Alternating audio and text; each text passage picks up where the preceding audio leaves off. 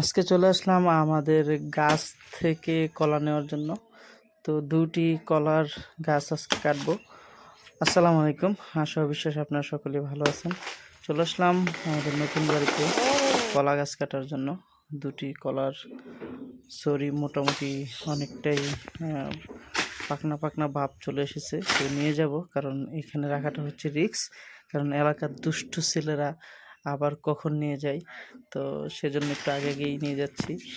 একটাকে কেটে ফেললাম এবং এর পাশেই আরেকটা কলার ছড়ি আছে মোটামুটি।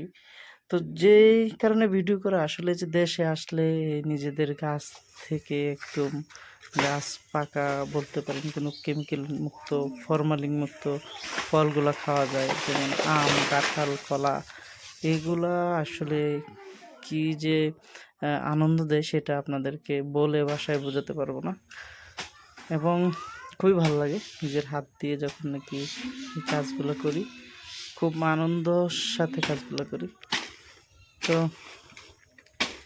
দুটি কলার ছড়ি নিয়ে যাচ্ছি, হয়তো অল্প কিছুদিনের মধ্যেই কলাগুলো পেকে যাবে। আর আরেকটা কিছুদিন আগে নিয়েছিলাম, সেটা অলরেডি পাকছে, খানা চলতেছে। তো নিজেদের গাছ থাকলে এরকম ফল খাওয়া যায়, তাই সবাই গাছ লাগান।